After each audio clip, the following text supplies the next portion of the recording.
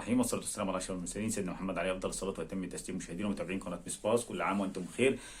ان شاء الله نستمر في القناه بقى على طول، وان شاء الله تشوفوا كل جديد في القناه الايام الجايه بما يخص النادي الاهلي، الكره الافريقيه، الكره المصريه، الكره العربيه، نادي الهلال السعودي ونادي النصر، نادي اتحاد جده والنادي الاهلي، بما يخص الكره الاوروبيه، طبعا عارفين دوري ابطال اوروبا والدوري الانجليزي، دوري اسباني، دوري ايطالي، دوري الماني. ان شاء الله الايام الجايه تشوفوا شغل جديد في القناه باذن الله. ادعوا لنا بقى ان شاء الله ان ربنا يكرمنا ونستمر باذن الله.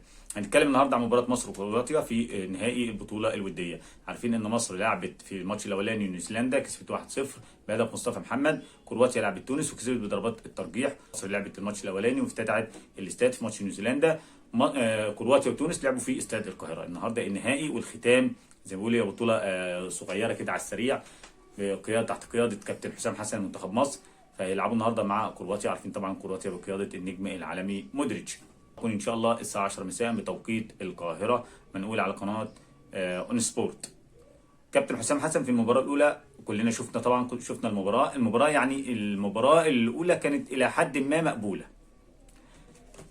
كسبنا 1-0 بس طلعنا بخساره امام عاشور. ان شاء الله ربنا يشفيه وعمل عمليه، وان شاء الله ربنا يكرمه ان شاء الله. وده موضوع امام عاشور ولاعيبه النادي الاهلي ده لها فيديو لوحده بعد ما نخلص بس مباراه مصر وكرواتيا.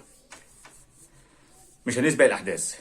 كابتن حسام حسن بنسبه كبيره النهارده هيبدا يعتبر بتشكيل قريب من التشكيل اللي فات، حسب التدريب الاخير او حسب التدريبات الاخيره. كابتن حسام حسن يبدا بنفس التشكيل: محمد ابو جبل في حراسه المرمى، محمد هاني باك يمين، محمد حمدي باك شمال، 2 قلبين دفاع، رامي ربيعه ومحمد عبد المنعم.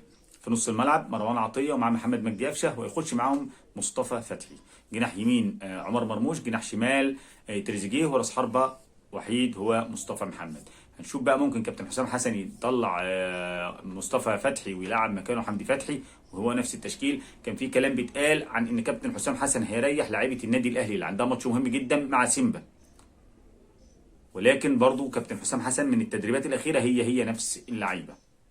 للاسف لا عملنا زي تنزانيا ولا عملنا زي جنوب افريقيا ولا عملنا زي تونس اللي سابوا لعيبتهم اللي بتستعد لبطوله دوري ابطال افريقيا، المرحله المهمه اللي هي خروج المغلوب على طول، خلاص بقى دور الثمانيه.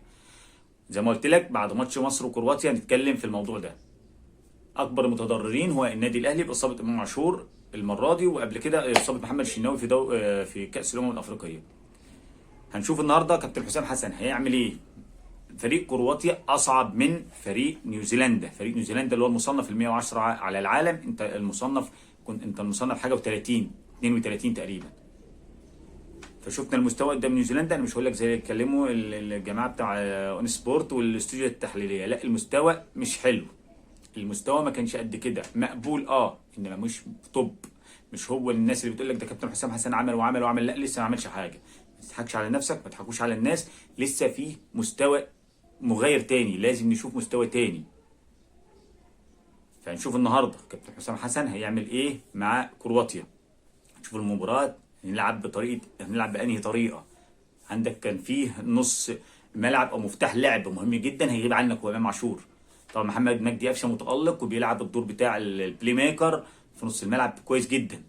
مروان عطيه ما شاء الله. هنتمنى ونشوف النهارده وهنستنى نشوف كابتن حسام حسن هيعمل ايه قدام كرواتيا.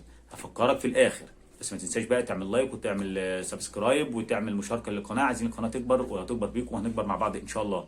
النهارده الساعه 10 مساء على استاد مصر في العاصمه الاداريه الجديده، نهائي البطوله الدوليه الوديه اللي بتتلعب في مصر.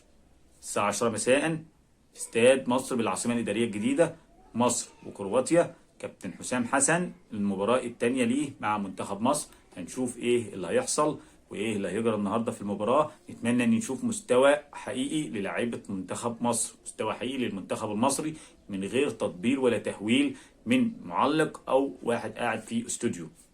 نستنى النهارده منتخب مصر مع كرواتيا، احتكاك قوي، مباراه قويه، اتمناها تنتهي بفوز مصر، وقبل الفوز يكون في اداء كويس جدا يقنع كل المصريين. والسلام عليكم ورحمه الله وبركاته.